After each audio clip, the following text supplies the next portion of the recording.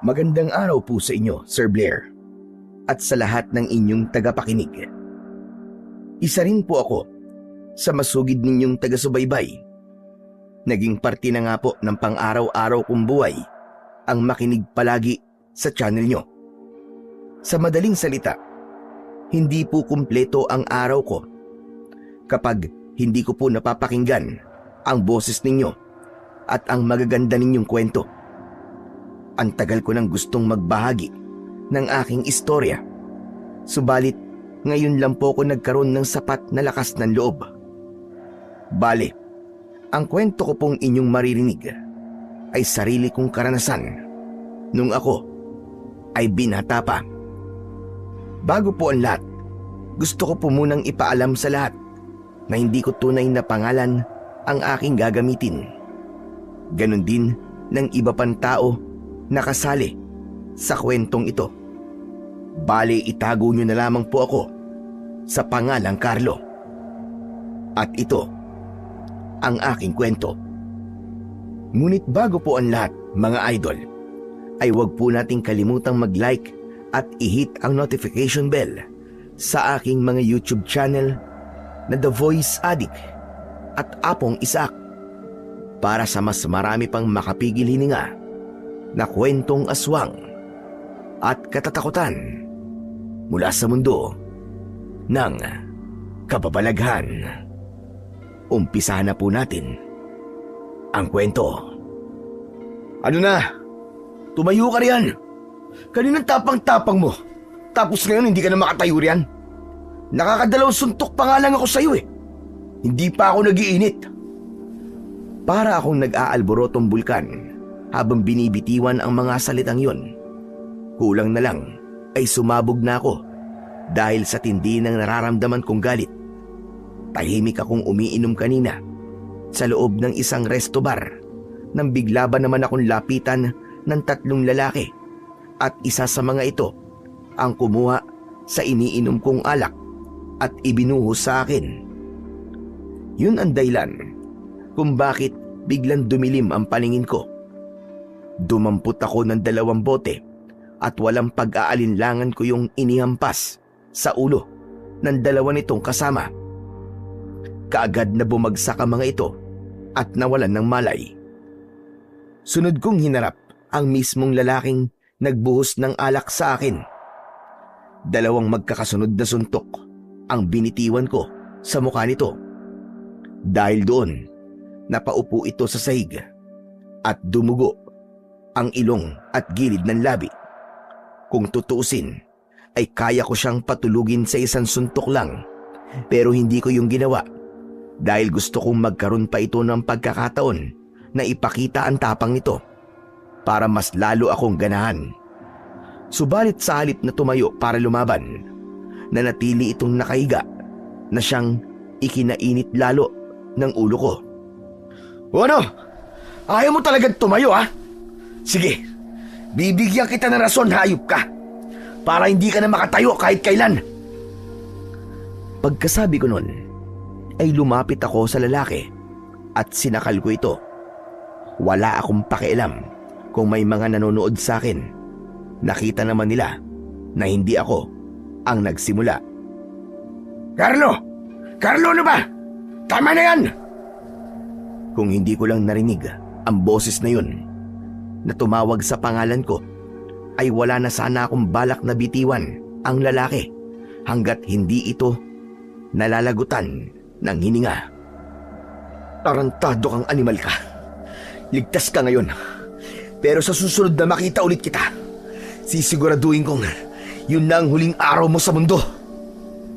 Yun ang mga binitiwan kong salita sa mukha nito bago ako tumayo at lumapit sa taong kadarating lang. At yun ay walang iba kundi si Adolfo, ang aking ama. Pa, nandito ka na pala. Akala ko hindi ka na darating eh. Hindi ko na natapos ang iba ko pang sasabihin dahil biglang dumapo ang kamao nito sa pisngi ko. Hindi ko yun inaasahan, kaya hindi ako nakailag. Balak pa sana nitong ulitin yun, subalit pinigilan ito ni Tita Helena stepmother ko. Tama na! Tama na, Adolfo, ano ba? Hindi ito ang tamang lugar para pairalin mo ang init ng ulo mo. Mag-usap kayo ng maayos. Sigurado ako may dahilan si Carlo kung bakit niya ginawa ito. Hayaan niyo po siyang magalit. Wala rin naman silbi kahit magpaliwanag ako sa kanya. Tumahimik ka! Ang mabuti pa, ayusin mo tong gulong ginawa mo at umuwi ka na sa bahay ngayon din. Doon tayo mag-uusap. Yun ang mga katagang iniwanan nito bago naglakad palabas sa lugar na yon. Naiwan akong puno ng hinanakit ang mga mata habang sinusundan sila ng tingin. Matagal nang mainit ang dugo nito sa akin, pero ito ang unang beses na sinaktan niya ako at hindi ko yun matanggap. Masakit para sa akin na kaya niya akong saktan, samantalang ako hindi ko yung kayang gawin. Malaki pa rin ang respeto ko sa kanya kahit matagal nang hindi maayos ang relasyon namin dalawa. Bagamat nagdadalawang isip, nagdesisyon pa rin ako na sundin ang sinabi ng papa ko.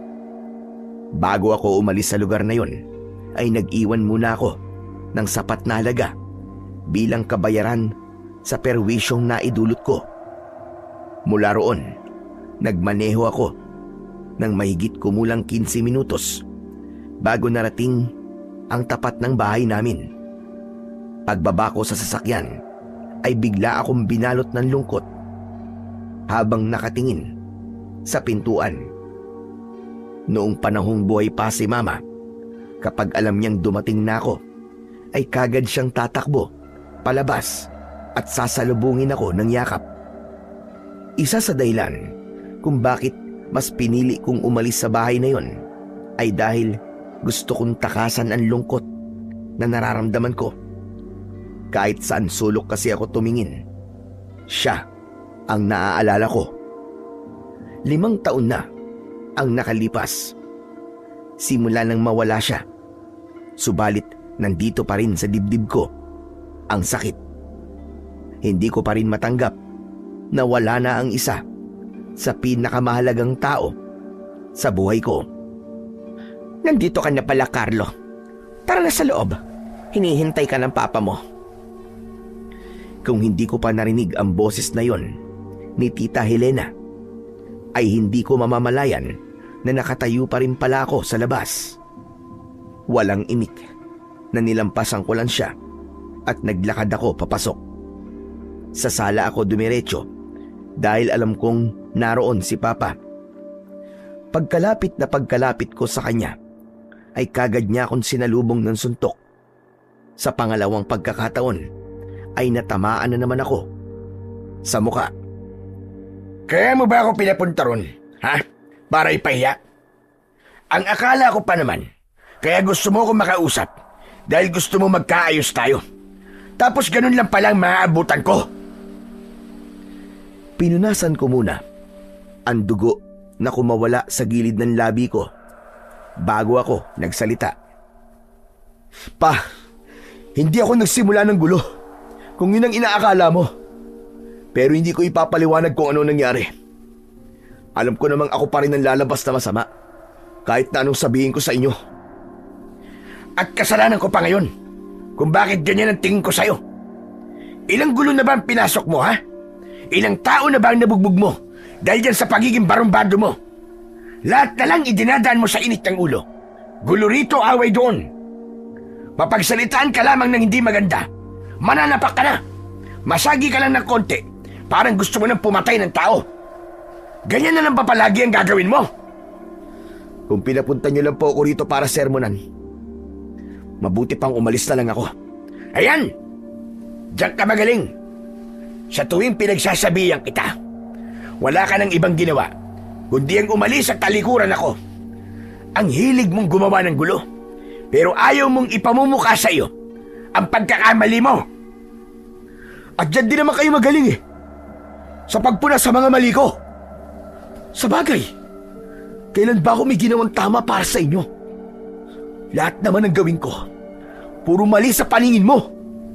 Ni minsan ba, pinakinggan niyo mga paliwanag ko? Hindi naman, di ba?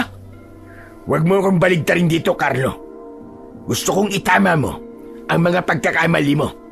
Dahil ayoko na habang buhay kang ganyan. Hindi ka na bata. 30 anyos ka na. Masama bang gustuin kong makita ka nagsisikap para sa sarili mo kaysa mabalitaan palagi na meron kang taong napa-ospital? Sabihin niyo na lahat ng gusto niyo sabihin. Wala akong pakialam. Hindi mo ba ako naiintindihan, ha, Carlo? Tumatanda na ako. May mga nararamdaman na ako sa katawan. Minsan nga gusto ko na lang matulog maghapon. Pero paano ko gagawin yun kung wala mag-aasikaso sa negosyong pinaghirapan ko? Dahil yung tao na dapat nakatuwang ko, mas pinili pang umalis at maghanap palagi ng gulo kaysa sa tulungan ako. Mas piniling umalis? Sa tingin nyo, bakit ako umalis? Umalis ako dahil pakiramdam ko mag-isa na lang ako. Simula nang mawala si Mama, ni minsan ba tinanong mo man lang ako kung kumusta ako? Hindi, di ba?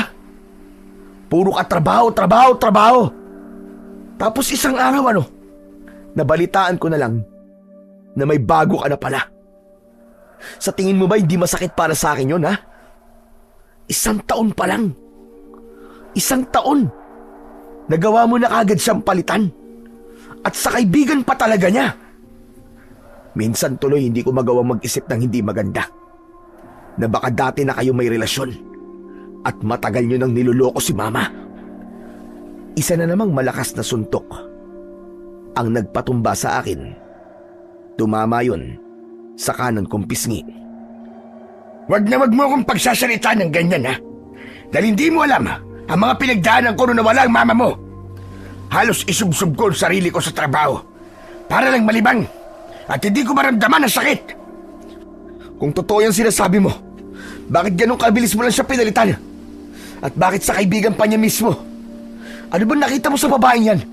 Para pagpalit si Mama ng ganun-ganun na lang.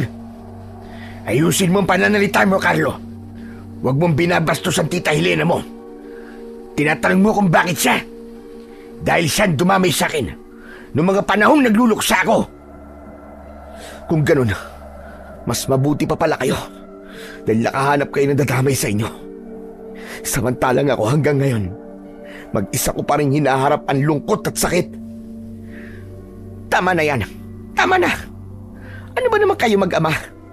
Sa tingin niyo ba ay matutuwa si Glenda kapag nakita niya kayo nag-aaway? Mamaya niyan ay bumangon pa sa hukay yun para lang pagbatiin kayong dalawa. Adolfo, pakinggan mo muna ang paliwanag ni Carlo bago ka magalit sa kanya.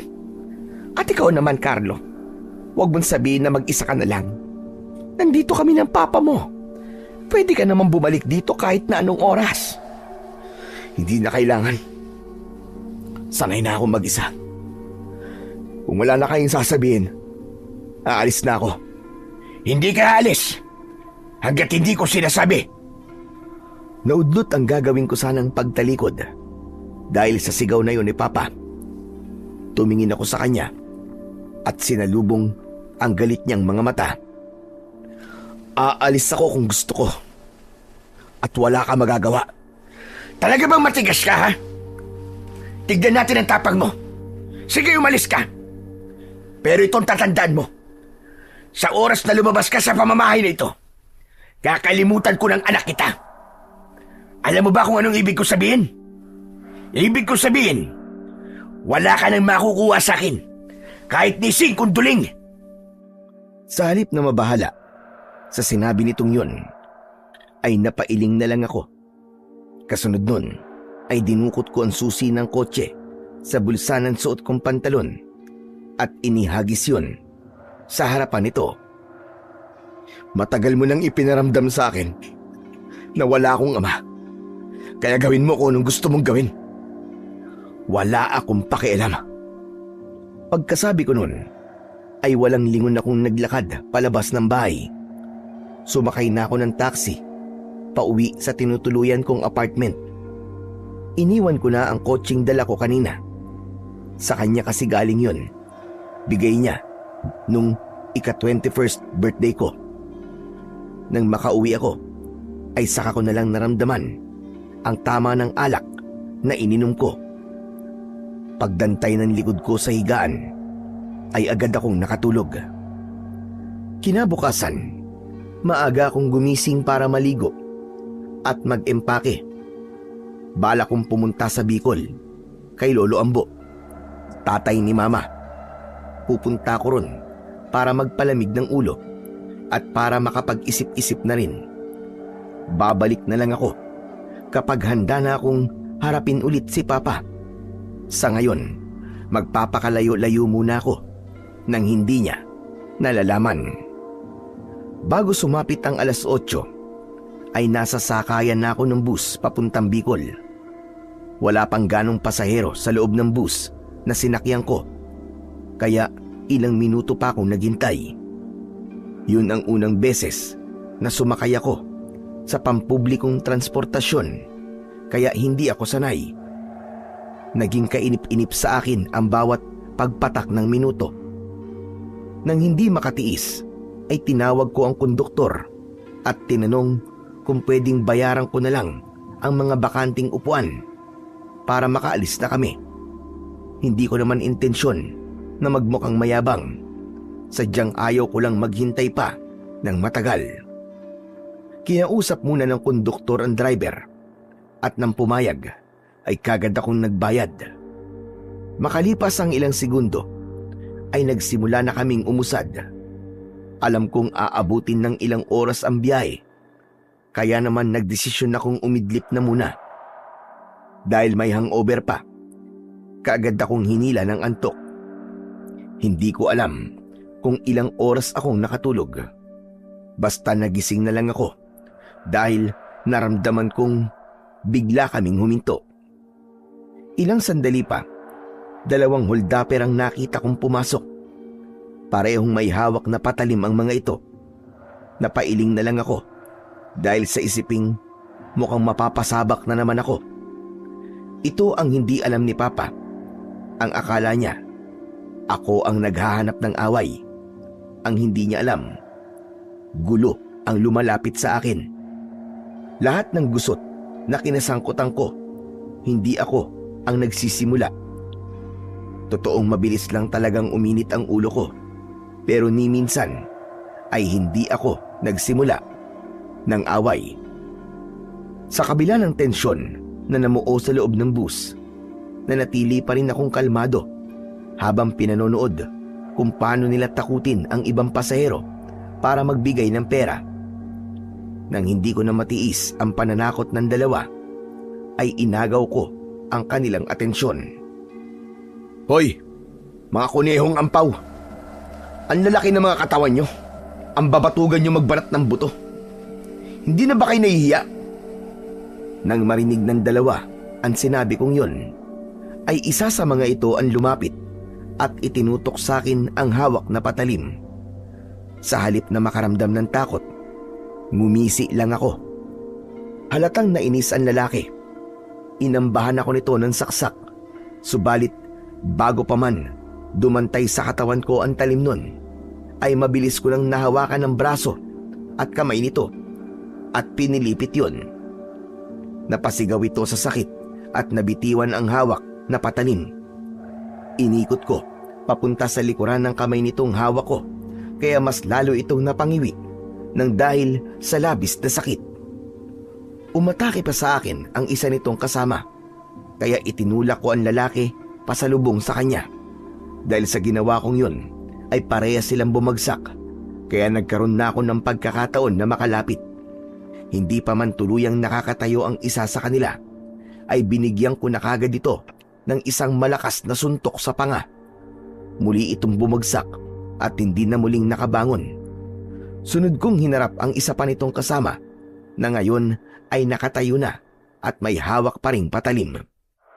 Hindi muna ito umatake. Sa halip ay nagpakitang gilas muna ito at pinaglaruan ang hawak na kutsilyo. Pinagpasapasahan ito yon sa dalawa nitong kamay. Oo na, magaling ka na. Pwede bang tapusin na natin to? Gusto ko pang matulog eh. Istorbo kayo. Nang marinig ang sinabi kong yon, ay nagsimula itong umatake. bawat pag-ilag ko sa atake nito ay nagpapakawala naman ako ng suntok sa muka at katawan nito. Nakarating kami hanggang sa pinakadulo ng bus at doon na ito bumagsak matapos kong patamaan ng kamao sa ilong. Bala ko pa sanang paulanan ng magkakasunod na suntok ang mukha nito, subalit bigla itong nagmakaawa at sinabing hindi na umano nito uulitin ang ginawa. Anak ng putya! Ang tapang-tapang mo kanina, magmamakaawa ka!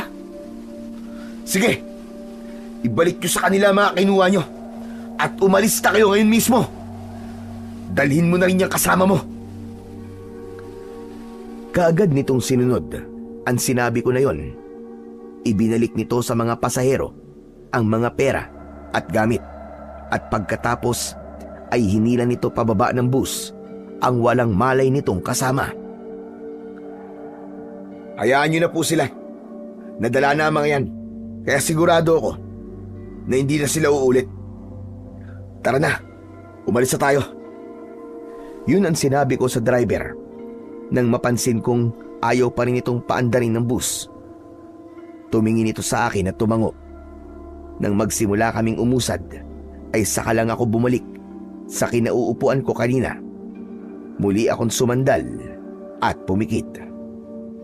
Kalat na ang dilim sa paligid nang makarating kami sa terminal ng Bicol. Yun ang unang beses na nakapunta ko sa lugar na yon. Kaya naman, kinailangan ko pang magtanong-tanong kung saan ang sakayan ng jeep papuntang Sitio Macabebe. 5 katao ang napagtanungan ko at lahat sila ay iisa ang sagot. Ayon sa kanila, wala na raw umanong bumabiyahing sasakyan papunta sa lugar na pupuntahan ko dahil napapabalita raw kasi na maraming kababalaghan ang nangyayari doon. Pinayuhan pa nga nila ako na wag na lamang tumuloy para sa aking kaligtasan. Bagamat hindi naniniwala, wala akong mapagpilian kung hindi ang maghintay muna sa terminal at nagbabaka sakali na baka may masakyan. Naging nakakabagot sa akin ang pagtakbo ng bawat minuto dahil bukod sa tahimik ay halos wala na rin akong makitang tao sa paligid maliban na lamang sa isang babaeng nakaupo sa gilid mismo ng kalsada. Nakayuko ang ulo nito at halatang umiiyak dahil yumuyug-yug-yug ang balikat. Para bang may sariling isip ang mga binti ko dahil natagpuan ko na lamang ang aking sarili na naglalakad papalapit sa kanya. Miss, excuse me. Ayos ka lang ba?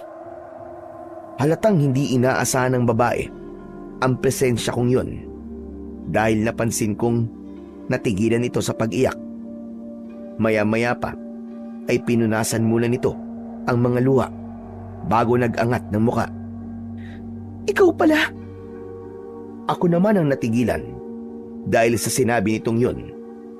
Nakapagtatakang kilala niya ako, samantalang sigurado ko na yun ang unang beses naming pagkikita. Teka, kilala mo ko? Hindi, pero isa ako sa mga pasaherong iniligtas mo kanina sa kamay ng mga hold-upper. Ganun ba? Akala ko naman kilala mo ako. Kaya nagtataka ako eh. Maraming salamat nga pala sa ginawa mo kanina ha. Naibalik ang mga ninakaw sa amin dahil sa'yo. Ang akala ko talaga ay matatangay na nila ang sahod kong 1 taon kong pinagpaguran. Buti na lang at hindi yun nangyari. Kaya salamat talaga sa'yo. Kung sino ka man. Wala yun. Maliit na bagay. Kahit sino naman siguro, gagawin din ang ginawa ko eh. Yung ginawa mo sa kanila kanina, kung tutusin, kulang pa nga yun eh. Kung naging lalaki lang ako, nako, bugbog sarado talaga sa akin ang mga batugan na yun. Baka dila lang nilang walang latay. Kaya, pasalamat talaga sila at naging babae ako. Nang mga sandaling yon, hindi ko alam kung maaawa pa rin ako sa babae o matatawa. Hindi ko kasi inaasahan na madaldal pala ito. Ah, mabuti na lang pala at naging babae ka, no? Dahil kung hindi, baka mamaya niyan mas basagulero ka pa sa akin. Teka, ibig mong sabihin basagulero ka? Ah, hindi. Pero lapitin kasi ako ng gulo. Kaya yun, madalas ako mapasabak. Ibig sabihin, sanay na sanay ka pala sa mga bakbakan. Kaya palang galing makipaglaban kanina. Ah, hindi naman. Medyo marunong lang. Ah, siya nga pala. Bakit ka ba umiiyak? Biglang naglaho ang masayang aura ng babae matapos nitong marinig ang tanong ko. Pasensya ka na miss kung natanong ko ha. Baka iniisip mo masyado akong feeling close sa'yo ha. Okay lang, kalimutan mo na lang yun. Huwag mo na lang sagutin. Nag-aalala kasi ako sa nanay ko. Pagkasabi nito nun, ay muli na naman itong humikbi. Ah, miss. Pwede ko bang malaman kung ano nangyari sa kanya? Hindi ko alam eh. 3 buwan na kaming walang komunikasyon. Hindi ko alam kung bakit bigla na lang niyang hindi sinasagot ang mga tawag at text ko. Wala ba siyang nabanggit sa'yo na kahit na ano, bago siya hindi nagparamdam? Wala eh. Kaya nga sobra na ako nag-aalala sa kanya. Malapit lang ba rito ang bahay niyo? Gusto mo ba na samahan kita? Gabi na eh. Baka mamaya niyan, may makasalubong kang siraulo sa daan. Yan nga ang isa ko pang problema. Wala akong masakyan papunta sa amin. Sinasabi nila na wala na raw bumabiyahing sasakyan papuntang Sitio Macabebe. Ha? Sitio Macabebe baka mo? Aba, dun rin ako papunta eh. Oo, taga dun ako. Teka, ang mong sabihin na dun ka rin pupunta. Ganun na nga. Kaso sabi nga sa akin ng mga napagtanungan ko, wala na raw bumabiyahing sasakyan papunta ron. Sigurado ka ba dun ka pupunta? Doon ako ipinanganak at lumaki. Halos lahat ng tao ron ay kilala ko. Pero ikaw, ngayon lang kita nakita. Kasi hindi naman ako taga ron. Dadalawin ko lang ang lolo ko. Baka kilala mo siya. Ambo ang pangalan niya. May kilala akong Ambo ang pangalan. Pero hindi ako sigurado kung pareho tayo ng Ambo na tinutukoy. Sa bagay, baka nga magkapangalan lang. Pero teka miss, hindi ba taga ron ka? Dati pa ba na wala talagang bumabiyahing sasakyan papunta sa inyo? Hindi ah. May mga tricycle at jeep na dati nang bumabiyahe papunta ron. Kaya nga, madali lang sa amin dati magpabalik-balik dito sa bayan. Hindi ko alam kung kailan pa nagkaganito. Mas lalo tuloy akong kinakabahan para kay nanay. Teka. Malayo ba ang Sitio Macabebe mula rito? Medyo may kalayuan din. Dead end na kasi ang lugar namin. Umaabot ng mahigit 1 oras ang biyahe sa jeep. Kung maglalakad tayo, sa tingin mo, gaano katagal tayo bago makarating doon? Ha? Maglalakad? Sigurado ka ba? May 2 tayong pagpipilian. Una, manatili rito at maghintay sa wala. Pangalawa, maglakad ng malayo pero tiyak naman na makakarating tayo. Gusto mo makita ang nanay mo, di ba? Ngayon na ba? Oo, pero pwede rin namang mamayang madaling araw. Ikaw, kung anong gusto mo. Ngayon na? Anong oras na ba? 9:00? Mga 12:00 siguro. Nandun na tayo. Kung ganun, tara na. Akin na ang bag mo. Ako na magdadala niyan. Wag na. Nakakahiya naman sa'yo. Ayos lang. Ikaw na rin ang nagsabi na malayo ang pupuntahan natin. Baka mapagod ka, lalo na kung may bitbit kang mabigat. O sige, sabi mo eh. Tara na. Ayos. Saan ba tayo? Itinuro ng babae ang isang kalsadang paliko na nasa hindi kalayuan. Kasunod nun ay nagpatiuna na itong maglakad. Ako naman ay tahimik lang na sumunod sa kanya. Makalipas ang mahigit kalahating oras na paglalakad, ay niyaya ko muna siyang magpahinga saglit. Rinig ko kasi na hinihingal na siya. Teka. Pahinga muna tayo kahit 5 minuto lang.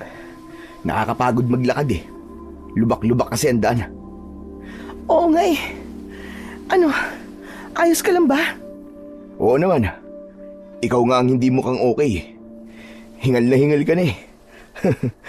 Kaya mo pa ba? Magsisinungaling ako kung sasabihin kong hindi ako hinihingal sa pagod. Pero nandito na tayo eh. Malayo-layo na rin ang nilakad natin. Alangan namang umatras pa ako. Kung hindi mo na talaga kaya, sabihin mo lang. Bubuhatin na lang kita. Natawa ang babae dahil sa sinabi kong yun. Nagbibiro ka ba? May dala ka na nga 2 bag tapos bubuhatin mo pa ako. Baka naman ikaw ang sumuko niyan. Bakit? Mukha ba ako nagbibiro?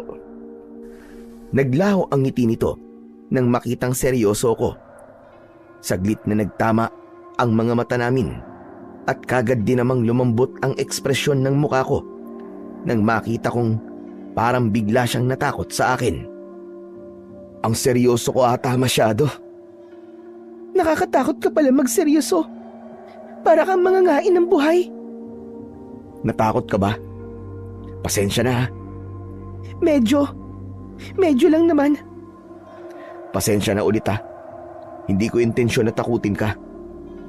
Ayos lang yun. O siya, tara na. Malayo pa lalakarin natin. Wala pa tayo sa kalahati. Pagkatapos niyang sabihin yun, ay nauna na ulit itong maglakad. Ako naman ay binuhat ko muna ang 2 bag na ibinaba ko kanina bago ako sumunod sa kanya. Dahil nakakabingi ang katahimikang namamayani sa amin, kaya naisipan kong magtanong sa kanya. Nabanggit mo kanina na nagtatrabaho ka sa syudad. Ilang buwan ka nang hindi nakakauwi rito? Simula nang umalis ako. Ngayon lang ulit ako nakauwi. Bali, siguro mga 7 buwan na. Aba, matagal-tagal na rin pala no? Mabuti at natitiis mong mahiwalay sa nanay mo ng ganong katagal. May contact naman kasi kami sa isa't isa. Kahit malayo ako, palagi pa rin kami nagkakausap sa telepono simula nang umalis ako. Nitong nakaraang 3 buwan lang kami nawalan ng komunikasyon. Matagal na rin ang 3 buwan na hindi kayo nagkakausap. Hindi mo ba naisipang umuwi kagad para alamin kung ano na ang nangyayari? Kung ako lang ba ang masusunod matagal na sana akong umuwi. Ang kaso, kailangan ko pa maghintay na makahanap sila ng ipapalit sa akin bago ako pinayagan. Matanong ko lang, ano ba ang trabaho mo sa syudad? Caregiver ako. Isang matandang na stroke ang inaalagaan ko.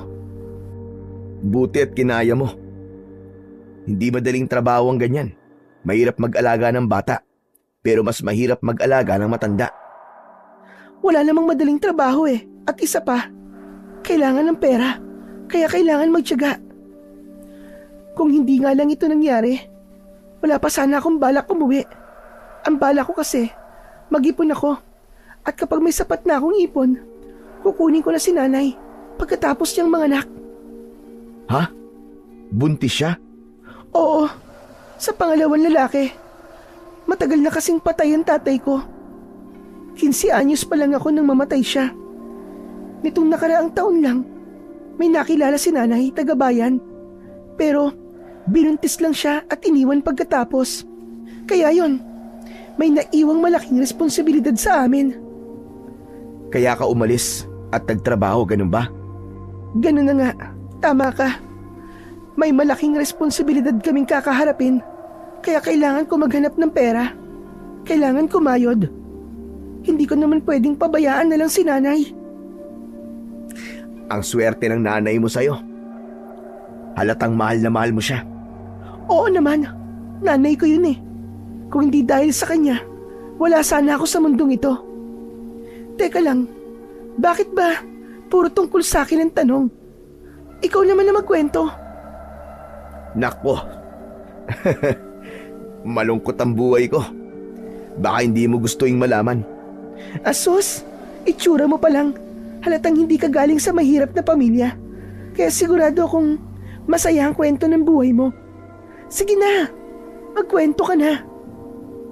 Bakit kapag mayaman ba ang isang tao, masaya na kagad ang buhay? Aba oo syempre. Wala kayong problema. Marami kayong pera eh. Mali ka dun. Hindi lahat ng may pera masaya. May mga bagay na hindi kayang bilhin at ibalik ng pera. Katulad ng ano? Katulad ng buhay ng isang tao. Napahinto sa pagakbang ang babae at tumingin sa akin. Halatang nabasa kagad nito kung ano ang gusto kong tukuyin. Pasensya ka na sa mga nasabi ko Kaya ko lang naman nasabi yun dahil kaming mahihirap. Pera ang pinaka-problema namin. Kayong mayayaman, marami kayong pera. Kaya akala ko wala na kayong problema. Ay, bakit ba ang hina kong mag-isip minsan? Pasensya ka na talaga Ano ka ba? Ayos lang. Hindi mo kailangan humingi ng pasensya. O ano, malayo pa ba tayo? Medyo malayo pa. Bakit, pagod ka na ba? Akin ang bag ko. Ako naman ang magdadala. Hindi. Naitanong ko lang. Magdadalawang oras na rin kasi yata tayo naglalakad eh. Mga 1 oras pa siguro bago tayo makarating doon. Grabe. Ang layo nyo pala talaga sa bayan, no?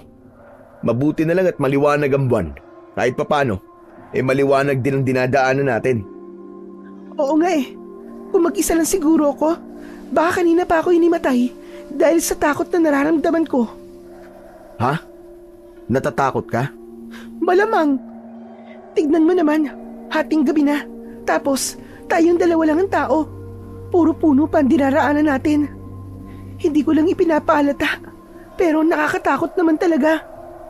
Saan ka ba natatakot? Sa akin? O sa lugar? Siyempre sa lugar. Kung takot ako sa'yo, hindi sana ako pumayag na maglakad kasama ka. At isa pa, hindi ka naman mukhang masamang tao eh. Iniligtas mo nga kami kanina, hindi ba? Mabuti na lang pala at mabait talaga akong tao, no?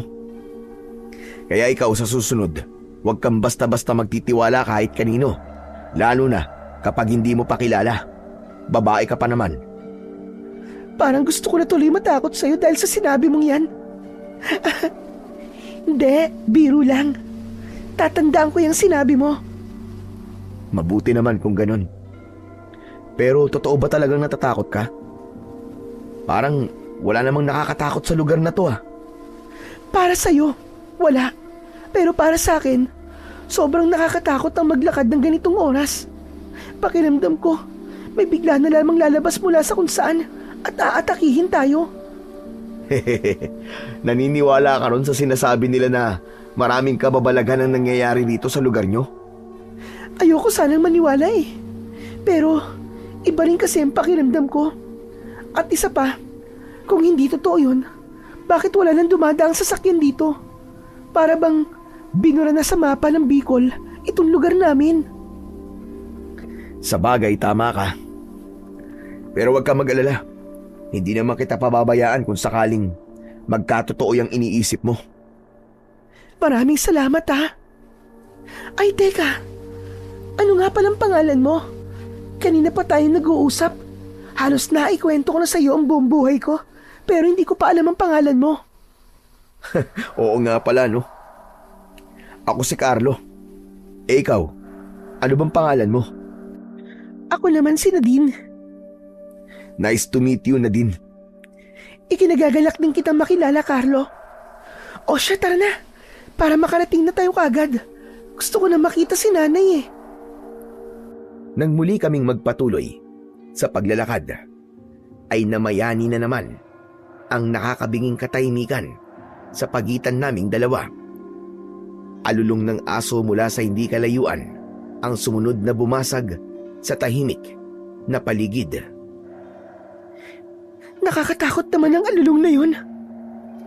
Alulong lang ng aso yun. Teka, nandito na ba tayo? Oo, paglampas natin ng sementeryo. Yun na yun. Napalingon ako sa paligid matapos kong marinig ang sinabi niya na yon. Doon ko lang napansin na may mga puntod nga sa kanang bahagi ng daan. Nagpatuloy kami sa paglalakad at makalipas ang ilang sandali ay nakarating na kami sa aming destinasyon. Alam mo ba kung saan ang bahay na pupuntahan mo? Kung hindi, sa amin ka na muna tumuloy. Bukas ka na ng umaga magtanong-tanong. Sasamahan kita. Mas maganda nga siguro kung bukas na lang ng umaga, no? Hating gabi na eh. Nakakahiya naman kung manggigising pa ako para lang magtanong-tanong. Yun na nga eh. Kaya sa bahay ka na muna magpalipas ng gabi. O sige. Salamat. Naglakad ulit kami ng mga 3 minuto bago kami huminto sa tapat ng isang bahay na yari sa pawid. Sunod-sunod na kumatok si Nadine. Subalit nang walang sumagot mula sa loob, ay kusa na nitong binuksan ang pinto. Madilim sa loob nang pumasok kami at halos wala kaming maaninag. Nay? Nay, ako to. Nasaan ka? Wala yatang tao na din. Sigurado ka bang bahay niyo to? Oo naman, dito ako lumaki. Kabisado ko ang bawat sulok nito kahit madilim. Hindi ko alam kung bakit wala si nanay. Sandali lang magsisindi lang ako ng lampara. Saglit na umalis sa tabi ko ang babae. Bagamat madilim at walang maaninag, naramdaman ko pa rin na sa kanang bahagi ng bahay ito naglakad dahil sa langit-ngit ng papag sa saig. Maya-maya pa ay may suminding lampara sa gawing yon. Pasensya ka na kung ito lang ang ilaw namin. Walang problema. Kahit madilim ayos lang sa akin. Baka kasi mamaya hindi ka sanay dahil hindi ka naman taga rito. Hindi ako sanay, oo. Pero hindi naman ako maarting tao eh. Hindi na muling umimik ang babae. Sa halip, isinabit nito sa dingding ang hawak na lampara. Lumiwanag ang buong bahay dahil doon. Habang inililibot ang tingin sa paligid, napukaw ang atensyon ko sa kung anong bagay na nakasabit sa may bintana. Nilapitan ko yun at nang hawakan ko ay doon ko lang nalaman kung ano yun. Bawang at asin? Teka, para saan ang mga to? Naglakad muna papalapit sa akin ng babae at tinignan kung ano ang tinutukoy ko bago sumagot. Hindi ko rin alam eh. Wala pa naman ito rito nung umalis ako. Magsasalita pa sana ako, subalit naudlot yun. Dahil may narinig kaming sigaw mula sa labas. Nagkatinginan kaming dalawa at pagkatapos ay sabay kaming lumabas ng bahay. Naulit ang nangyaring pagsigaw at doon ko nalaman na galing yun sa pang-4 na bahay mula sa bahay ni Nadine. Teka, tignan mo. Tao ba yung nasa bubong? Itinuro nito ang isang bulto na nasa ibabaw ng bubong ng nasabing bahay. Sinipat ko yung mabuti at sa tulong ng liwanag ng buwan ay natiyak ko na katawan nga ng tao ang nakikita namin. Nakadipa yun sa itaas ng bubong at tila may kung anong sinisilip sa loob ng bahay. Dahil sa patuloy pa rin na pagsigaw ng babaeng nasa loob ng bahay, kaya nagdesisyon na akong kumilos. Pumasok ka na muna sa loob ng bahay. Huwag kang susunod sa akin. Doon mo na ako hintayin. Yun ang mga katagang binitiwan ko kay Nadine bago ko siya iniwan. Naglakad ako papalapit sa pang-4 na bahay at nang ilang hakbang na lang ako ay doon na ako sumigaw para kunin ang atensyon ng taong nasa itaas ng bubong. Hoy! Humag! Anong ginagawa mo riyan, ha? Nagtagumpay naman ako sa gusto kong mangyari. Subalit hindi ko inaasahan ang itsura nito nang tumingin sa akin. Katawan ng tao, pero mapupula ang mga mata nito. May matutulis na mga ngipin at mahaba ang dila. Tumayo ito at iniisang talon ang pagitan naming dalawa. Higit pa palang nakakatakot ang itsura nito sa malapitan dahil parang balat ng unggoy ang balat nito dahil mabalahibo. Bukod doon, matutulis at mahahaba ang mga kuko nito sa kamay at paa. Nang mga sandaling yun, pakiramdam ko ay tinakasan ako ng katapangan sa katawan dahil sa unang pagkakataon ay nakaramdam ako ng kaba at hindi makapag-isip ng maayos kung ano ang dapat kong gawin. Mas lalo akong nabahala nang mula sa kung saan ay may dalawa pang kapareho nito na sumulpot. Bakas sa kanilang mga itsura ang pagkasabik na lantakan ako. Nang magsimula silang lumapit ay dahan-dahan ako napaatras. Nag-iisip kung sa paanong paraan makakatakas. Kahit tumakbo ako, hindi ako makakalayo. Nagpatuloy ako sa pag-atras hanggang sa makarating ako sa tapat ng bahay ni Nadine. Bumukas ang pinto at lumabas ang dalaga. May bitbit itong isang garapon. Lumapit siya sa akin at isinaboy sa tatlong nilalang ang laman ng garapon na hawak nito. Nakita ko kung paanong para silang napapaso matapos matamaan ng asin. Bawat parte ng katawan nila ay biglang umuusok kapag natatamaan. Tara na! Pumasok ka na dito, dali! Pagkasabi nun ay hinawakan niya ako sa kamay at hinila papasok sa bahay. Pambihira! Anong mga nilalang ngayon? Hindi ko rin alam. Ngayon lang ako nakakita ng ganun. Pero paano mo nalaman? Natakot sila sa asin. Dahil dito, malamang dahil sa kanila, kaya nagsabit ng ganito si nanay para pangontra. Ang tinutukoy ni Nadine ay ang asin at bawang na nakasabit sa may pintuan. Katulad ng nakita ko kanina sa may bintana. Magsasalita pa sana ako, subalit naudlot yun dahil may sunod-sunod na bumagsak sa bubong. Kasunod nun, matutulis na mga kuko ang nakita naming tumagos doon at pilit na sinisira ang pawid. Halata sa kilos ng mga ito ang pagiging agresibo na sirain ang bubungan para makapasok. Mukhang hindi sila aalis. Anong gagawin natin? Nakapagtataka. Kanina, halos ayaw nila akong atakihin. Pero matapos mo silang sabuyan ng asin, bigla silang naging agresibo. Hindi ko alam kung tama ang hinala ko. Pero sa tingin ko, hinintay lang nila na tayo ang unang umatake. Ano nang gagawin natin? Wala na kaming asin. Ubus na. Hindi asin ang kailangan natin. May armas ka ba rito? Armas?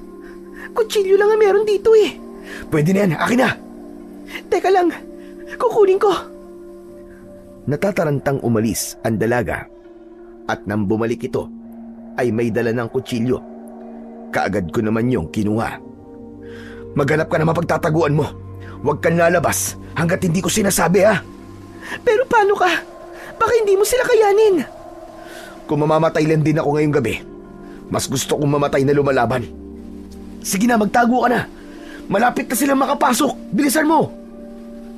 Nang umalis na si Nadine para magtago, ay isa-isa kong kinuha ang mga bawang at asin na nakasabit. Nilapitan ko rin ang lamparang nakasindi at pinatay yun. Pumuesto ko sa isang sulok at hinintay silang makapasok. Nang magtagumpay silang matuklap ang bubong ng bahay, ay biglang nagkaroon ng liwanag sa loob dahil pumasok naman ang sinag ng maliwanag na buwan. Sabay-sabay tumalon papasok ang tatlong halimaw at nang makita ko ay kagad kong inihagis sa kanila ang hawak kong bawang at asin. Pagkatapos nun ay tumakbo ako papunta sa madilim na parte ng bahay at doon ko sila hinarap. Hindi ako umatake. Hinintay ko lang kung sino ang lalapit. Tsaka ko iwinasiwas ang hawak kong patalim. Isa sa mga ito ang nagtagumpay na masunggaban ako sa kaliwang braso ko, kaya napangiwi ako sa sakit.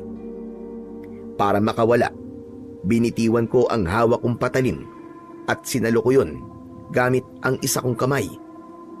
Nang mahawakan ng armas, ay wala akong inaksayang sandali. Kaagad ko yung itinarak sa leeg nito. Makalipas ang ilang segundo, ay bumagsak na kagad ito sa sahig. Matapos makita ang nangyari sa kanilang kasama, ay mas lalong naging agresibo ang dalawa pang natitirang halimaw. Sabay na umatake ang mga ito sa akin. Nasunggaban ako ng isa sa leeg na siyang ikinatumba ko. Gayunpaman, hindi pa rin ako nagpatinag. Pinagsasasaksak ko ito sa tagiliran. Nang tangkain itong lumayo, ay iniyakap ko rito ang braso kong sugatan. Ginawa ko yun para hindi ito makawala sa ginagawa kong pagsaksak sa tagiliran nito. Nang bumagsak ang ulo nito sa leeg ko, ay saka lang ako tumigil. Hindi pa man nakakabawi sa sakit, ay naramdaman kong may kumagat sa kanang kong binti at hinila ako. Muli akong napangiwi dahil sa panibagong sakit na naramdaman ko. Ang ginawa ko, pilit kong iniangat ang kalahati ng katawan ko, at nang saktong abot na ng kamay ko ang halimaw, ay paulit-ulit ko itong sinaksak sa likod hanggang sa manghina at bumagsak. Nang matiyak kong wala na itong buhay, ay saka ko lang ibinagsak ang likod ko sa sahig at pumikit. Carlo! Carlo! Pagamat narinig ko ang sigaw na yon ni Nadine, ay nanatili akong nakapikit.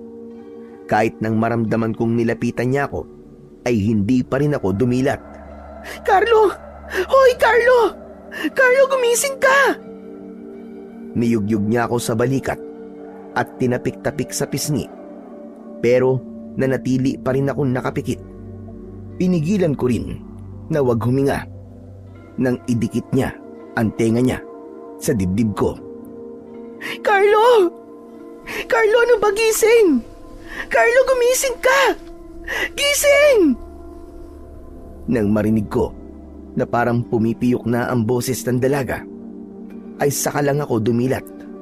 Nagulat pa ito nang makitang gising na ako.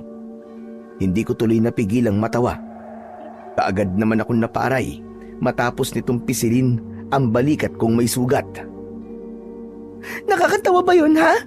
Nakakatawa ba yun? Aray ko naman! Aray ko! Nakaligtas nga ako sa mga yun. Pero mukhang sa kamay mo naman ako mamamatay, pambira ka, oo. Eh, ikaw eh. Kita na nga nag-aalala yung tao at tawanan mo pa. Nagawa mo pa talagang magpatay-patayan.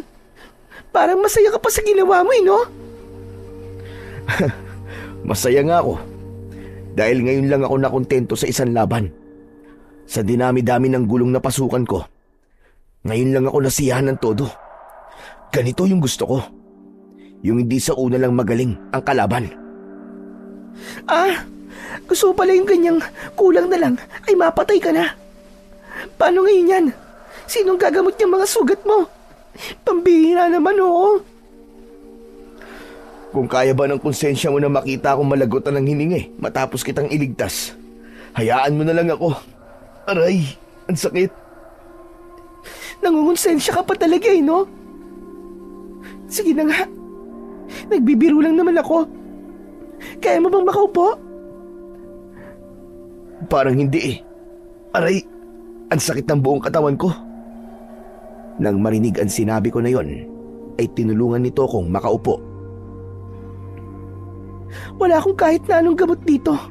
Kaya lilinisan ko na lang yung mga sugat mo at tatalian pagkatapos. Ayos lang ba sa iyon? May karayom at sinulid ka ba riyan? Gusto ko sanang tahiin mo tong nasa balikat ko. Ano?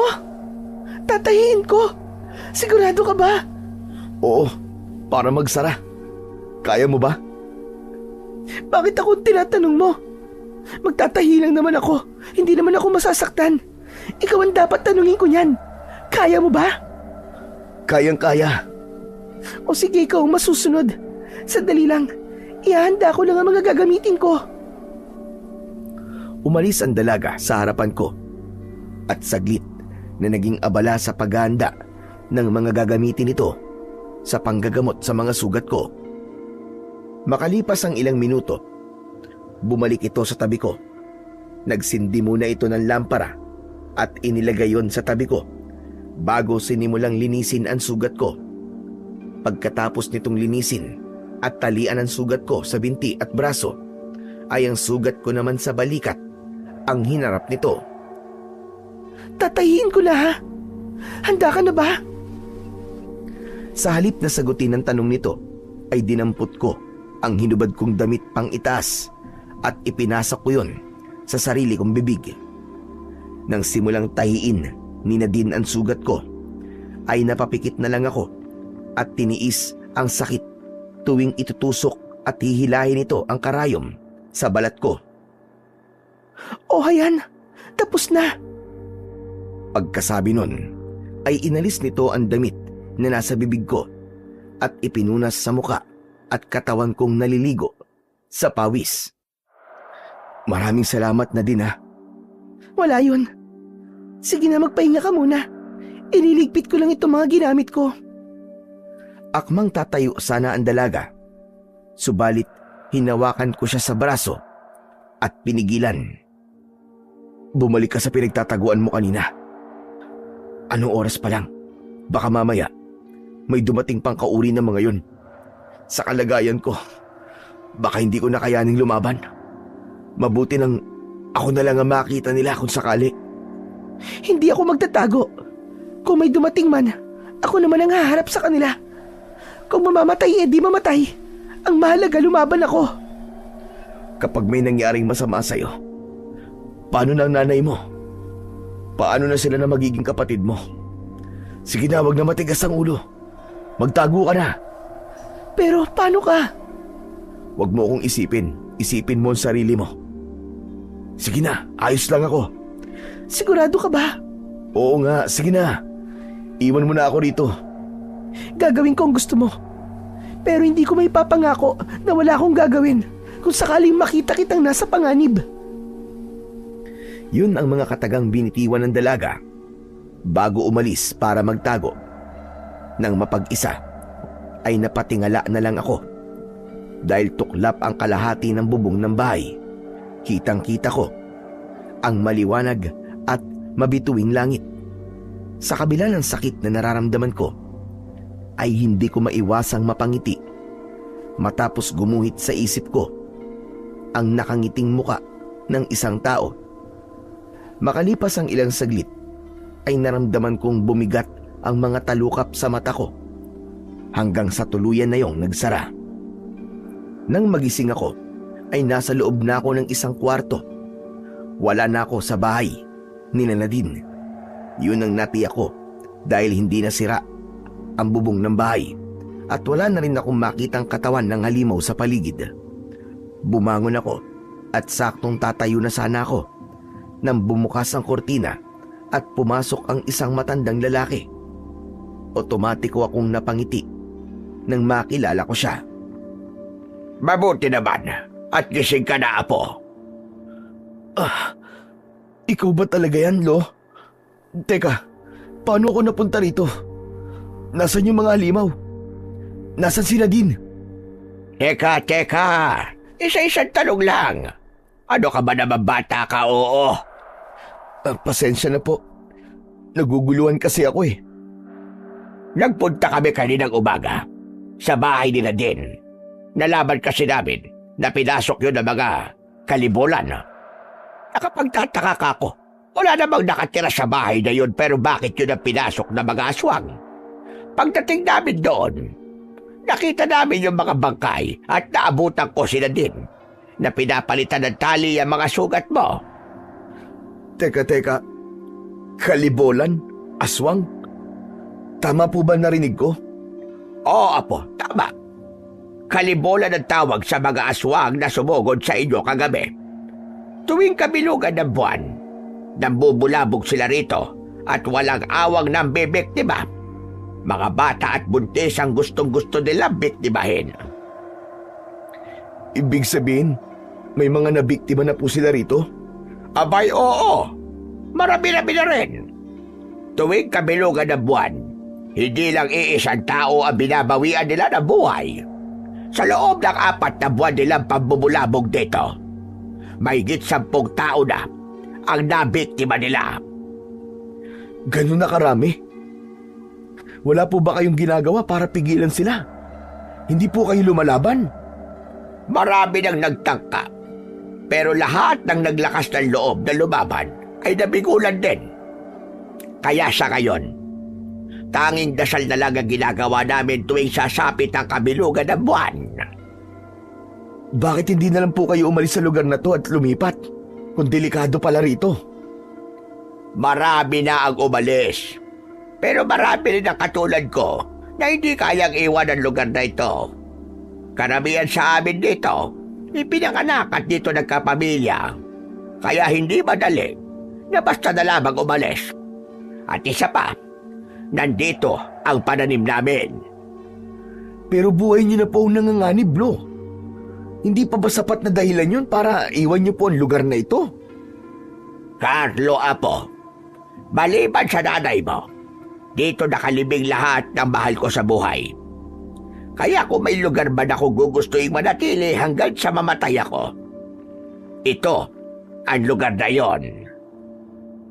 Lo, hindi ko po ba kayo mapipilit kung yayayain ko po kayong sumama sa akin pabalik ng syudad? Patawad, Apo. Dito pa rin ako nakakaramdam ng kapayapaan sa kabila ng pambubulabog ng mga kalibolan.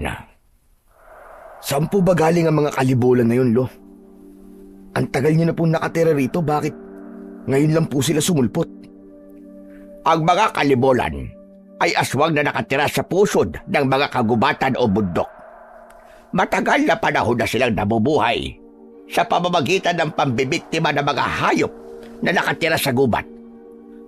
Kung matagal na po silang panahon na nabubuhay sa pagkain ng hayop, bakit bigla po silang lumabas para mambiktima ng mga tao? Dahil wala na silang makitang hayop sa gubat. Halika, may ipapakita ko sa iyo, Apo. Pagkasabi nun, ay tumayo ang matanda at naglakad papalapit sa nakabukas na bintana. Pinilit ko namang tumayo at lumapit sa kanya. Nakikita mo ba yon? Isa yan sa pinakamalawak na gubat dito sa Bicol. Itinuro ng matanda ang isang kagubatan na abot tanaw mula sa kinatatayuan namin. Ano pong kinalaman ng kagubatan na yan sa mga nangyayari, Lo? Naniniwala kami na dyan nakatira ang mga kalibulan na umaatake rito. Pero dahil nakakalbo na, marahil ay wala na silang makitang hayop kaya lumalabas na sila para maghanap ng makakain. Ito ang pinakamalapit na lugar mula sa gubat na yan. Kaya ito ang pinupuntahan nila. At sa tingin ko, nagustuhan nila ang laman ng tao. Kaya naman bumabalik-balik sila. At kapag naubos na po ang mga tao rito, maghahanap na naman sila ng ibang lugar, ganun po ba? Ganun na nga, natumbok mo. At itong napakagandang lugar na ito, baka tuluyan na talagang mabura sa mapa. Dahil sa sinabing yon, ay inilibot ko ang paningin sa paligid. Hindi ko maitatangging maganda nga talaga ang Sitio Macabebe. Mayaman sa mga pananim, katulad ng saging, mais, mga gulay, palay at niyog. Dahil doon, halos luntian lahat ang makikita. Ang ganda pala talaga ng buong paligid kapag ganito maliwanag. Ang daming pananim. Lo, tanim niyo po ba ang lahat ng yan? Lahat ng mga pananim na nakikita ng mga mata mo ay pag-aari ng mga tao rito sa Sitio Macabebe. Yan ang hanap buhay ng mga tao rito. Kaya kahit malayo kami sa bayan, kaya naming mabuhay. Abay, maglaga lamang kami ng kabote o mais. Busog na kagad kami. Naiintindihan ko na po kayo, Lo, kung bakit ayaw niyo pong umalis dito. Hindi po hamak na mas maganda rito kesa sa Maynila. Marami pong puno rito, kaya hindi masyadong mainit. At dahil malayo kayo sa bayan, sariwa at presko ang hangin. Hindi po katulad sa syudad na puro polusyon. Sinabi mo pa, Apo. Kung hindi nga lang sumulpot ang mga kalibolan, aba, hanggang ngayon sana sa amin pa rin nag-aangkat ng gulay ang mga tagabayan. Simula kasi nang mabalitaan nila na may mga kababalaghang nangyayari dito sa amin, marami na ang natakot na magpunta rito. Yun na nga po ang dahilan kung bakit naglakad po kami ni Nadine mula bayan papunta rito. Wala kasi kami masakyan eh. Ay, oo nga pala no. Nasaan po pala si Nadine? Nakita na po ba niya ang nanay niya? Nasa sementeryo pa rin siya hanggang ngayon. Sementeryo? Bakit po? Ano pong ginagawa niya ron? Binuntahan niya ang puntod ng nanay niya. Kaninang mga bandang 2:00 ko pa siya hinatid doon. Hanggang ngayon wala pa rin siya. 3 oras na siya ron. Teka, ano po sinabi niyo? Nasa puntod po siya ng nanay niya. Patay na po ang nanay niya, Lo. Tama ka, Apo. Awang-awa nga ako sa bata na yung kanina. Naglupasay matapos malaman ang nangyari. Ngayon niya lang nalaman na 3 buwan nang wala ang nanay niya. Bago naman kasi malagutan ng hininga si Susan, nakiusap siya sa amin na wag daw naming ipaalam kay Nadine ang nangyari sa kanya para daw hindi umuwi. Ano po ba nangyari? Ano pong ikinamatay niya? Sa kasamaang palad, isa siya sa nabiktima ng mga kalibulan. Binutas ang tiyan niya at kinuha ang sanggol sa loob nun. At yun ang naging dahilan ng kanyang pagkamatay. Grabe.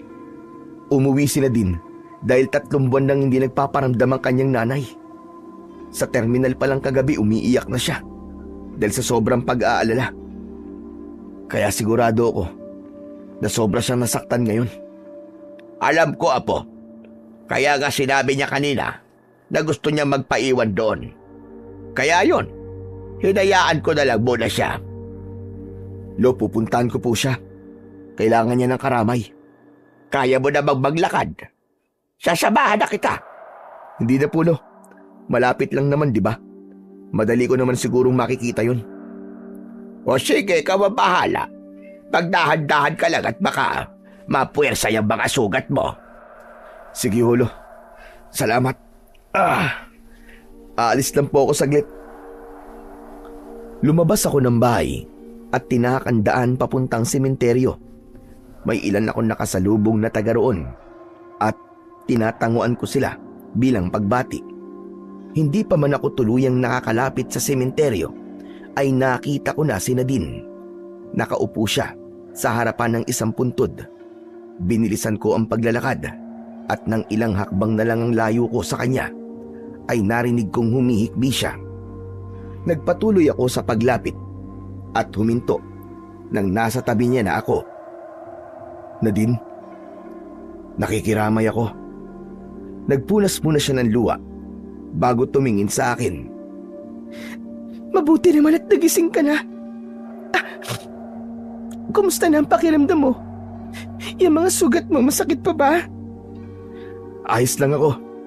Masakit ang mga sugat ko pero alam kong baliwala ito kumpara sa sakit na nararamdaman mo ngayon. Hindi ka dapat muna nagkikikilos eh. Baka dumugo yung mga sugat mo. Ang mabuti pa bumalik ka na ulit doon. Kailangan mo pa magpahinga. Kung itinataboy mo ako dahil ayaw mong makita ko na umiiyak ka, mas lalong hindi ako aalis. Nandito ako para damayan ka, Nadine. Nawalan na rin ako ng magulang, kaya alam ko kung ano ang pinagdaraanan mo ngayon. Kung kailangan mo na mapagbubuntungan ng sakit, nandito ako. Hindi umimik ang dalaga. Nanatili lang itong nakatitig sa puntod na nasa harapan nito. Makalipas ang ilang segundo ay nagsimula itong humikbi hanggang sa tuluyang humagulgol. Umupo ako sa tabi niya at kinabig siya pasandal sa balikat ko. Halos kalahating minuto rin kaming nasa ganong posisyon bago siya lumayo sa akin at umayos ng upo. Salamat, Carlo. Nabasa tuloy ang damit mo. Walang problema. Ano, kumusta? Nabawasan na ba ang bigat sa dibdib mo? Oo, hindi na katulad kanina na para bang sasabog na ako. Salamat ulit ah. Walang anuman. Ano yan? Anong laman yan? Ang tinutukoy ko ay ang maliit na bag na nakaibabaw sa puntod ng nanay niya. Kinuha nito yon at binuksan. Damit, medyas, bote at sombrero na para sa sanggol ang nakita kong laman nun. Ang saya ko pa nung pinamili ko ang mga yan. Kulay pink lahat kasi malakas ang pakiramdam ko na babae ang magiging kapatid ko. Babae kasi ang gusto ko para may aayusan ako kapag medyo malaki na siya. Pero wala na. Hindi na mangyayari yun. Habang nagsasalita ang dalaga, ay ramdam na ramdam ko talaga ang sakit na nararamdaman niya. Hindi lang siya nawalan ng nanay, nawalan din siya ng kapatid. Pasensya ka na kung wala akong masabi para pagaanin ang loob mo. Hindi ko kasi alam kung anong dapat kong sabihin. Basta ang alam ko lang, alam ko kung gaano kasakit ang pinagdaraanan mo ngayon dahil naranasan ko na rin yan. Anong ginawa mo para makalimutan mo ang sakit? Hanggang ngayon nandito pa rin ang sakit. Siguro dahil hanggang ngayon ay hindi ko pa rin matanggap na wala na siya. Yung tao naman na inaasahan kong magiging karamay ko, wala siyang pakialam sa akin. Kaya naman umalis na lang ako sa bahay namin. Sa halip na intindihin, itinakwil niya pa ako bilang anak niya. Kaya ka ba nagpunta rito? Nagpunta ako rito dahil gusto kong lumayo muna sa magulo kong buhay at makapag-isip-isip. Pero babalik din naman ako sa amin. Ang lungkot din pala ng buhay mo. Kaya pala, nasabi mo na hindi lahat ng may pera ay masaya. Simula nang mawala si Mama, hindi na ulit ako nakaramdam ng totoong saya. Pero hindi halata sa'yo na hindi ka masaya sa buhay mo at may pinagdaraanan ka. Dahil katulad mo, ayoko rin na may makakita na mahina ako. Paano mo nasabi na ganyan ako? Kagabi sa terminal, alam kong umiiyak ka. Pero nagpunas ka muna ng luha bago ka umarap sa akin. Tapos ito, ngayon ulit. Nung buhay pa kasi ang nanay ko, palagi niyang sinasabi sa akin na kahit daw hinang-hina na ako, dapat hindi ko pa rin yun ipakita sa ibang tao. Kaya minsan, kahit sa kanya, hindi ko pinapakita na nahihirapan ako. Nasanay ako na sinasarili lang ang mga problema ko. Pero minsan pala, kailangan mo rin bawasan ang bigat ng sakit na nararamdaman mo. Ayaw mo ba't subukan? Ang umiyak? Ayoko. Isang paraan lang ang alam ko para maglabas ng sakit. Pakikipagbasag ulo? Ganun ba? Parang ganun na nga. Kaya pala kinawawa mo yung mga kalibulan kagabi. At ang saya mo pa kagabi, kahit puro sugat ng katawan mo. Ang mga salot na yun, sila pala ang pumatay sa nanay ko. Sa susunod, ako na ang makikipagpatayan sa kanila. Anong sa susunod? Napatay ko na yun lahat, hindi ba? Hindi ba nabanggit sa'yo ni Lolo Ambo na meron pang iba? Marami raw yun sila. Kaya nga mas lalong natakot ang mga tao matapos nilang makita na may napatay tayong kauri ng mga kalibulan. Siguro raw, nasusugod yung iba para magiganti. Walang nabanggit sa akin si Lolo. Kung totoo yung sinasabi mo, dapat pala tayong maganda. Anong maganda? Hindi ka aalis? Aalis? Saan naman ako pupunta? Nanganganib na ang buhay mo rito. Sa susunod na sumugod na mga kalibulan, sigurado ako na walang sino man sa mga taga rito makakaligtas. Kaya tumakas ka na. Anong tumakas ang sinasabi mo, Nadine?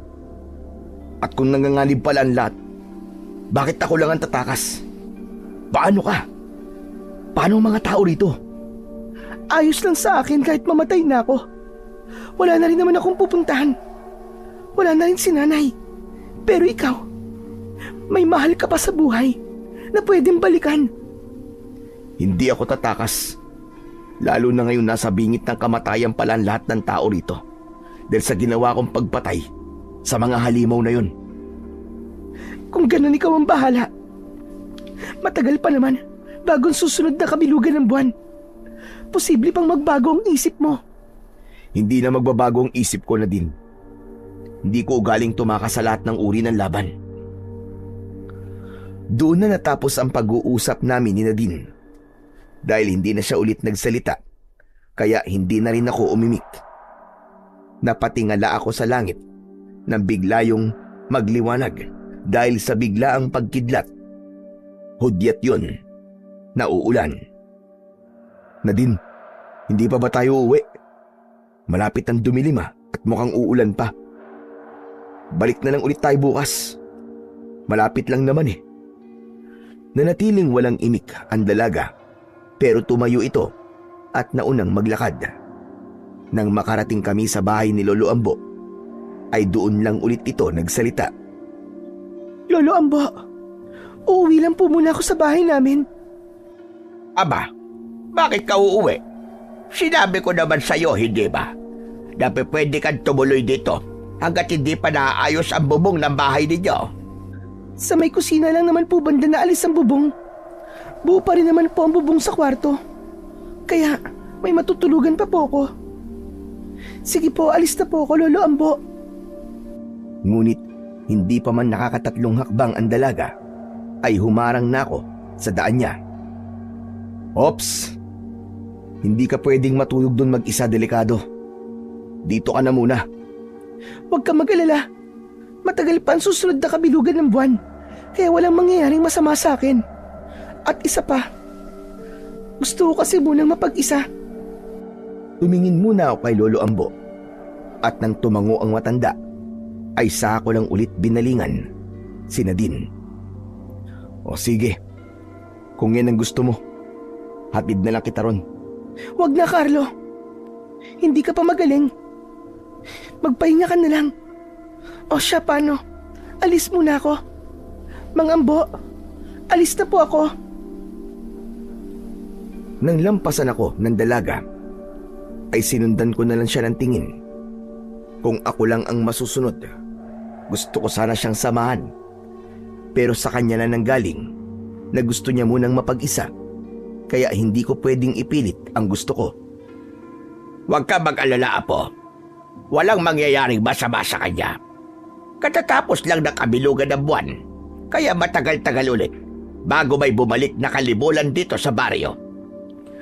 Sabihin na natin ganun nga, Lo. Pero may pinagdaraanan kasi siya.